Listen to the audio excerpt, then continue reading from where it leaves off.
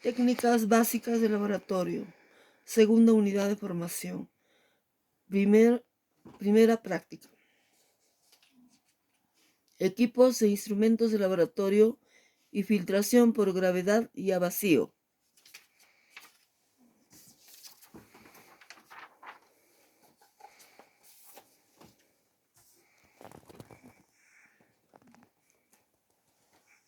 Desecador. El desecador. El desecador es un instrumento de laboratorio utilizado para la conservación en seco de una muestra. Existen sustancias cuyas composiciones pueden verse afectadas por la exposición a la humedad. La saturación de humedad dificulta la... En el laboratorio se utilizan equipos e instrumentos para análisis. Entre ellos como instrumento tenemos el desecador. El desecador es un instrumento de laboratorio utilizado para la conservación en seco de una muestra. Existen sustancias cuyas composiciones pueden verse afectadas por la exposición a la humedad. La saturación de humedad dificulta la transferencia de masa en un espacio y las sustancias a raíz de ello pueden comenzar a romperse. El desecador es un instrumento donde se colocan muestras o sustancias que quiere protegerse de la humedad, ¿no? Para evitar que absorban humedad en el ambiente. Entonces, para esto utilizamos este instrumento que se llama desecador en el laboratorio. La exposición al calor es una de las formas más utilizadas para combatir la humedad. Sin embargo, dependiendo del tipo de sustancia, esto puede no ser la mejor manera. Nuevamente, ¿qué es un desecador? ¿Qué es un desecador? El desecador es un instrumento compuesto por dos partes. Una gran cavidad que se utiliza para colocar la muestra a conservar y otra de menor espacio para albergar el desecante.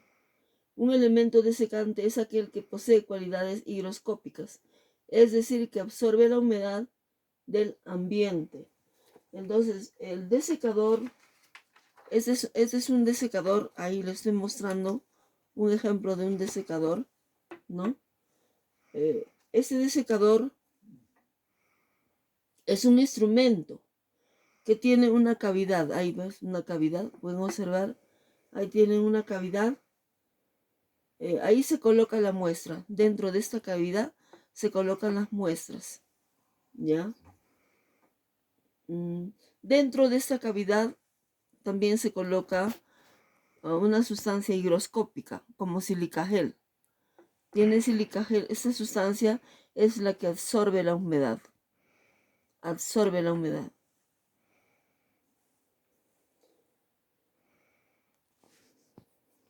Como les vuelvo a repetir, también se puede utilizar cualquier otro desecante, pero el más utilizado es el silicagel, ¿ya? O el que también llaman gel de sílice, que es lo mismo.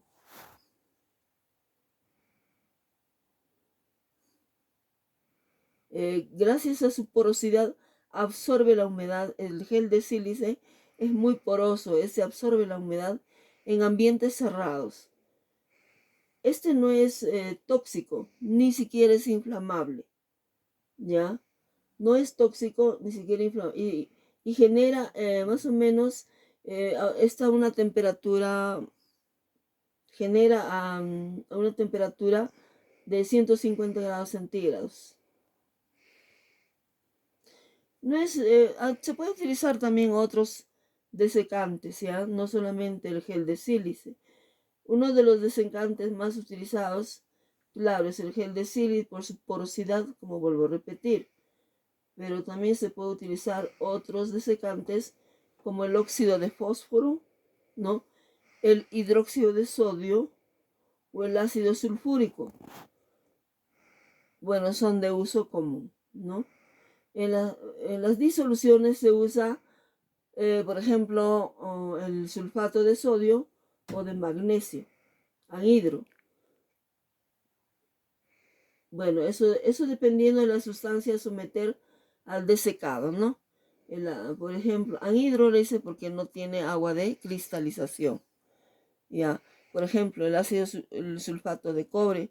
El sulfato de cobre pentahidratado es el QSO4.5 aguas. El anhidro es ya solo simplemente cuando se le ha eliminado su agua de hidratación. Entonces sería el sulfato de cobre QSO4.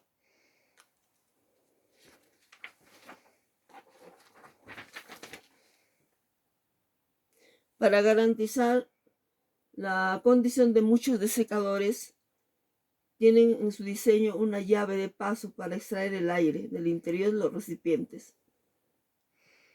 ¿Para qué sirve un desecador? Les vuelvo a repetir, el desecador elimina la humedad de una muestra o conserva también, ¿no? La deshidrata, permitiendo que se mantenga en óptimas condiciones al aislar de los agentes que pueden entrar en contacto con ella en el ambiente. Esto hace sin causar alteraciones de la muestra. La muestra se va a conservar siempre intacta ahí dentro del desecador, ¿no? Solamente que lo va a conservar de la humedad, evitar que absorba la humedad del ambiente.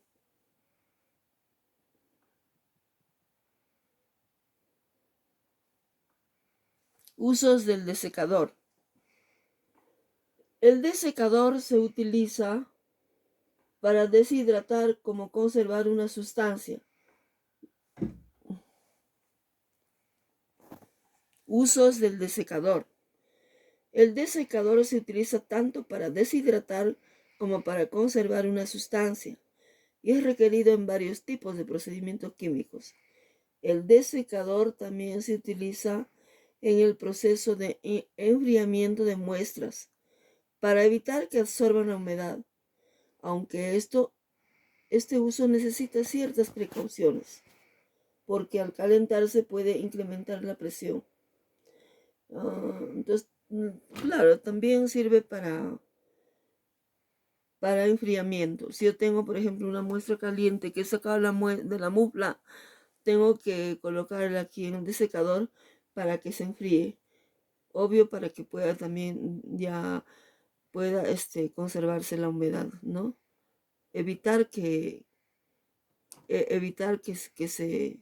se humedezca la muestra o la sustancia. El desecador, a pesar de ser un instrumento de uso sencillo, necesita ciertas precauciones en su uso. Si la muestra está demasiado caliente, es prudente esperar que se enfríe un poco. No colocar muestras muy calientes.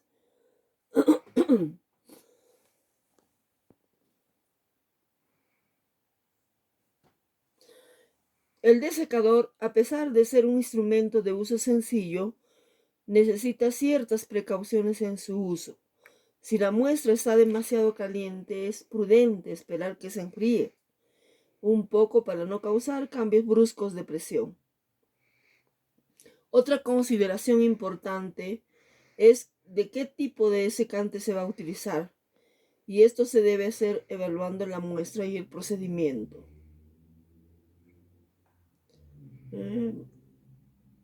Hay desecantes que no funcionan tan bien en ciertos tipos de sustancias o son muy rápidos que otros. Al igual que la diferencia, los niveles de humedad, hay que ver los factores como la economía también, ¿no? Pueden ser determinantes para elegir. Entonces depende del precio también, hay que ver también, y depende de qué sustancia. Pero generalmente el desecante más utilizado es el silica gel. ¿Ya? El silica gel es el que utilizamos nosotros en laboratorio como deshidratante. Y el silica gel tiene que estar incluido dentro del desecador. ¿Ya? En la base del desecador hay silica gel. Hay cantidad de silica gel aquí en la base. se coloca el desecador silica gel para que pueda absorber la humedad. Y dentro de este desecador se colocan las muestras para poder conservar la humedad, ¿no? Las muestras, las sustancias químicas. Tipos de desecador. Hay distintos tipos de secadores, aunque todos cumplen la misma función, ¿no? De conservar la humedad, de evitar que absorba la humedad las sustancias, ¿no?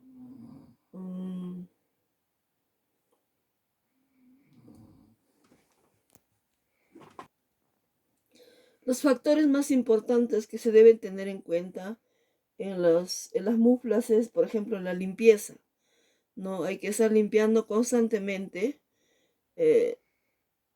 sacar también el silica gel, nuevamente volver a deshidratarlo, ¿no?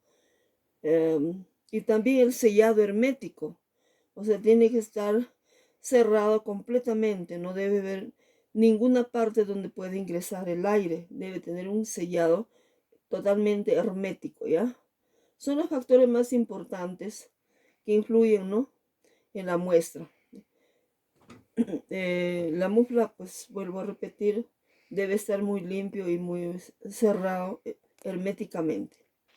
En general, el desecador se usa en diversos procedimientos en laboratorio, que requiere la preservación de la muestra o un secado en exposición a la humedad, para el tratamiento de muestras sensibles a ella que no se pueden preservarse en el ambiente. La mufla es muy importante en el laboratorio. Nosotros utilizamos para evitar que se introduzca la humedad en la muestra, ¿no? Tipos de desecadores. Hay diversos tipos de desecadores, hay distintos tipos de secadores, pero todos cumplen la misma función, por lo que aunque tengan leves diferencias en el diseño o en cuanto a su funcionalidad, se mantienen todos en el mismo término, ¿no?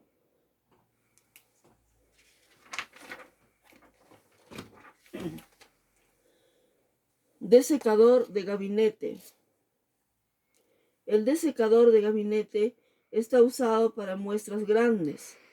Es un desecador cuadrado, similar a una caja. Viene en policarbonato acrílico o acero inoxidable. Una característica particular a esto es que hay modelos que vienen con múltiples cámaras. Ambos tipos de secadores se pueden encontrar con sellado al vacío o no, con llave para la extracción del aire y de diferentes materiales. Pero la diferencia principal entre ellos radica en que el circular es preferible para muestras pequeñas y el transporte de las mismas. Características de los desecadores.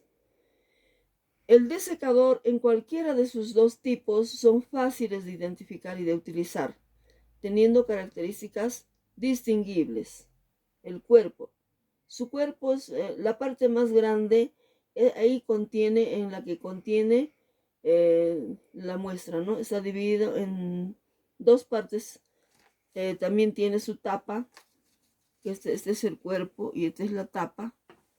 La tapa se utiliza para sellar la muestra, tiene que ser hermético, ¿no? El sellado, el cerrado tiene que ser hermético. La plataforma removible se utiliza para las partes del cuerpo, posee agujeros y es donde se coloca la muestra. Dentro de esto, dentro del cuerpo del desecador hay una plataforma removible. Luego tenemos la puerta. Se usa para los de tipo gabinete. Cumple la función de la tapa.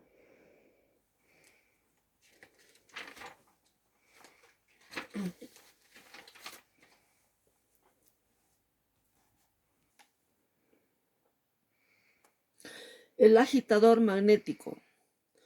Agitador magnético. El agitador magnético consiste de una pequeña barra magnética. acá tenemos las pequeñas barras magnéticas, llamada barra de agitación. Estas barras magnéticas se introducen dentro de este vaso. Por ejemplo, ¿no? Ahí comenzamos a observar la figura, ¿no? Son pequeñas barras magnéticas llamadas barra de agitación, que normalmente está cubierta por una capa de plástico, ¿ya? Puede ser plástico, usualmente el plástico utilizado es el teflón, y una placa debajo de la que se encuentra un imán rotatorio, en este caso un imán rotatorio, ¿no? A una serie de electroimanes dispuestos en forma circular, a fin de crear un campo magnético rotatorio, en este caso, ¿no? Crean un campo magnético rotatorio. Es muy frecuente que tal placa tenga un montaje de resistencias eléctricas con la finalidad de dotarle del calor necesario para calentar. Algunas veces, claro, esto calienta la muestra, ¿no? Es muy frecuente que tal placa tenga un montaje, ¿no?, de resistencia eléctrica para dotarle calor necesario para calentar. Algunas soluciones químicas. Durante la operación de un agitador magnético típico, la barra magnética de agitación, también llamada, coloquialmente le dicen pulga, a veces le dicen pulga, le dicen mosca, frijol o bala magnética, ¿no? Es deslizada dentro de un contenedor, ya sea puede ser un matraz, o en ese caso un vaso de precipitado, ¿no? De vidrio, de vidrio preferentemente puede ser de vidrio, ¿no? Como en este caso, un vaso de vidrio, conteniendo algún líquido para agitarlo. El contenedor es colocado encima de la placa en donde los campos magnéticos o el imán rotatorio ejercen su influencia sobre el recubierto y propician su rotación mecánica. Nosotros tenemos aquí unos imanes. Nosotros tenemos un vaso. Dentro del vaso hay un líquido. Para que pueda agitarse con este agitador magnético se tiene que introducir, ¿no? Introducir estas barras dentro del vaso que contiene agua. Empieza ya cuando se inicia ya a agitar, se tiene que utilizar este equipo, ¿no? Empieza a funcionar ya, empieza a girar el agua y el agitador magnético empieza a mezclar, a homogenizar la muestra. Cualquier muestra colocada dentro, por ejemplo, puede ser una solución o un líquido, ¿no? Cualquier líquido que se quiera agitar, que se quiera mezclar homogéneamente para que se homogeniza la solución. Esa función tiene el agitador magnético. Historia del agitador magnético. Arthur Rosinger, ordinario de, nacimiento que ha nacido en Nueva Jersey, Estados Unidos, obtuvo, historia del agitador magnético. Arthur Rosinger, de Nueva Jersey, Estados Unidos, obtuvo la patente, ¿no?, con el nombre de agitador magnético el 6 de junio de 1944, habiéndose registrado su primera aplicación a partir del 5 de octubre de 1942. La patente contiene una descripción detallada de la barra magnética recubierta colocada dentro de... No me deja trabajar. El recubrimiento plástico de la barra fue independientemente creado por Edward McLaughlin, empleado de los laboratorios experimental localizados en Greenock, Escocia, quien nombró precisamente a la barra de agitación como le dijo pulga, ¿no?, debido a que comenzaba a saltar rápidamente cuando la velocidad de rotación es elevada de manera importante. Una patente anterior para una mezcladora magnética es el número 1242493, extendida el 9 de octubre de 1917 a nombre de Richard Bountiful, Estados Unidos.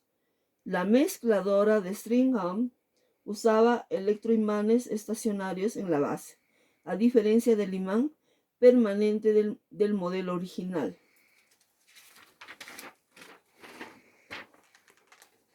El primer agitador magnético multipunto fue desarrollado por Salvador Bonnet de la compañía SBS. En 1977 también introdujo la rotación con la potencia necesaria para agitar litros de agua, convertido en estándar hoy en día actualmente. Ventajas. Los agitadores magnéticos son preferibles en lugar de los de mecanismos de engranajes debido a que son más silenciosos, más eficientes y no tienen partes móviles que pueden romperse o desgastarse. Únicamente la barra de agitación en sí misma. Debido a su pequeñito tamaño, pueden ser diferentes tamaños, la barra de agitación es más fácil de limpiar y esterilizar que otros aparatos de agitación. Los agitadores magnéticos resuelven dos problemas mayores al usarse en lugar de los agitadores motorizados. Primero, los agitadores motorizados requieren el uso de lubricantes, que en el momento dado pueden contaminar los reactivos. Segundo, en un agitador motorizado puede ser un problema al sellar herméticamente la conexión mecánica rotatoria. Desventajas. El agitador magnético también tiene sus desventajas. Así, las limitadas dimensiones de la barra de agitación significan que no pueden ser utilizados más que para experimentos a nivel de laboratorio, a pequeña escala o en análisis químicos. Además, los líquidos viscosos o suspensiones espesas son muy difíciles de agitar por ese dispositivo, aunque existen algunos modelos con imágenes especiales que consiguen ese objetivo, ¿no? Son para líquidos especialmente fluidos, pero para líquidos muy viscosos no es muy adecuado el uso de ese agitador magnético, ¿no?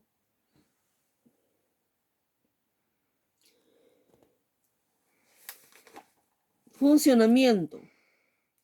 El movimiento circular acá hace un movimiento circular, ¿no? De la barra imantada es impulsado por otro imán o conjunto de electroimanes, es decir, por unas bobinas ubicadas debajo de la superficie, ¿no? Sobre la que se apoya la vasija que contiene el líquido, debajo del vaso, en todo caso, ¿no? Y que poseen un movimiento de rotación, cuya velocidad se puede controlar, puesto que el vidrio no afecta apreciablemente a un campo magnético. Es transparente el magnetismo y la mayoría de reacciones químicas tienen lugar en recipientes de vidrio, puede ser vasos de precipitado, matraces, puede ser el Meyer, ¿no? Etcétera. Estas barras de agitación magnética funcionan bien en esos recipientes de vidrio. Esas barritas, si nosotros queremos agitar, por ejemplo, un líquido dentro de este vaso, colocamos un líquido y luego introducimos los imanes, ¿no? Al momento de funcionar esto, se va a agitar una agitación continua, ¿no? Con un movimiento circular así, un movimiento circular continuo. Generalmente se utiliza para muestras pequeñas, por decir, para líquidos contenidos, puede ser en un vaso, puede ser contenidos en un matraz Erlenmeyer, ¿no?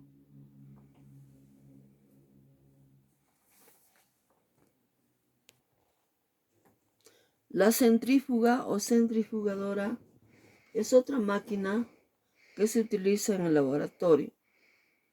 La centrífuga, o también llamado centrifugadora, es una máquina que pone en rotación una muestra por la fuerza de la centrífuga, ¿no? Acelera la decantación o la sedimentación de sus componentes o fases, generalmente un sólido y una líquida, según su densidad. Existen diversos tipos, comúnmente para objetivos específicos. La centrifugadora, ¿no? Es una máquina que se utiliza de la siguiente manera. Por ejemplo, si yo tengo una muestra, por decir, una sustancia química dentro de un tubo de ensayo en la que contiene solución y precipitado, ¿no? Puede ser un precipitado, puede ser una solución que contenga sólidos dispersos, ¿no? Dentro de esta solución, pero yo quiero separar el sólido del líquido rápidamente. Entonces tengo que utilizar, a veces en el laboratorio se utilizan filtros, ¿no? Papel filtro para separar el sólido del líquido. Pero la centrífuga es una máquina que se utiliza, nos ayuda a separar el sólido del líquido más rápidamente, ¿no? Generalmente este aparato, la centrifugadora, se utiliza para análisis en química analítica cualitativa, ¿ya? Si nosotros queremos separar rápidamente en una solución el sólido del líquido, utilizamos la centrifugadora. Pero en pequeña cantidad, solamente es para análisis, ¿no? Disoluciones contenidas en tubos de ensayo. Queremos separar, entonces introducimos los tubos de ensayo, ¿no? Dentro de esta centrifugadora, y luego al iniciarse ya el funcionamiento de la máquina va a girar, ¿no? Va a girar continuamente hasta llegar un momento en que el sólido se va a separar del líquido, se va a observar en el tubo de ensayo. Pasado un tiempo sacamos el tubo y vamos a observar que se ha separado el sólido del líquido. Ese es el objetivo de la centrifugadora. La centrifugadora es una máquina que posee en rotación una muestra por fuerza centrifugadora que sirve para sedimentar, ¿no? Para separar el sólido y el líquido. Sedimenta los componentes en fases, generalmente el sólido y un líquido. Las aplicaciones. Su aplicación típica consiste en acelerar el proceso de sedimentación. Generalmente esta centrífuga se utiliza para separar el sólido y el líquido en un tiempo mínimo, ¿no? En corto tiempo, ¿no? A lo que nosotros, si tuviéramos al ambiente, tendríamos que demorarnos horas o días para poder separar el sólido del líquido. Entonces esto acelera la centrifuga acelera la separación del sólido y el líquido de una solución, ¿no? El proceso de sedimentación. Por ejemplo, separar el plasma sanguíneo, el suero sanguíneo de los componentes celulares, es un ejemplo, ¿no? Sanguíneos en un proceso de análisis de sangre. Se utiliza también la centrífuga. También se utiliza para determinar el hematocrito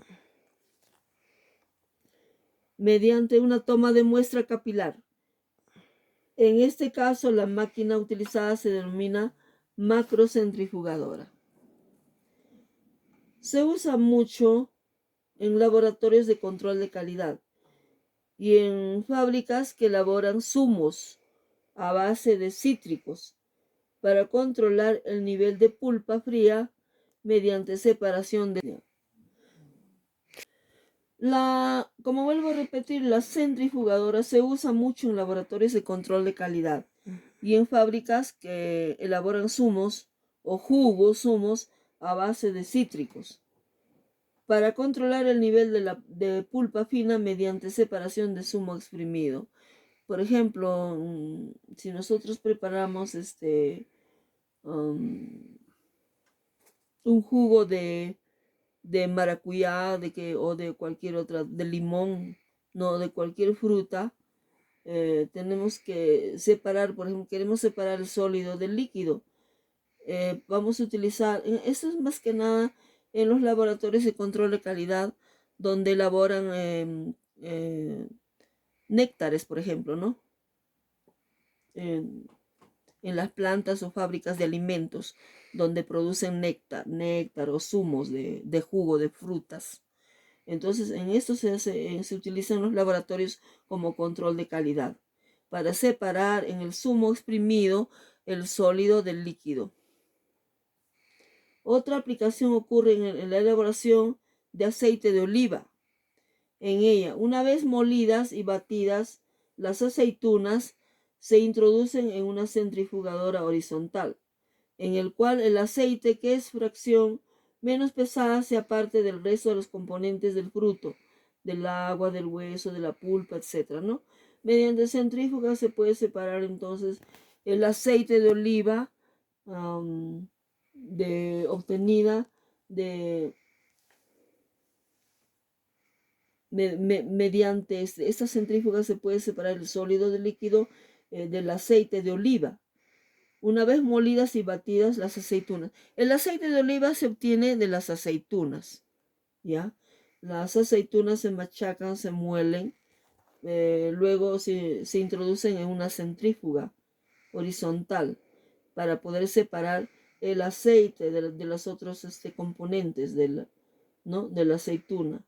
Por ejemplo, del fruto puede contener agua, contiene también pulpa, contiene, bueno, las pepitas que tiene también, ¿no?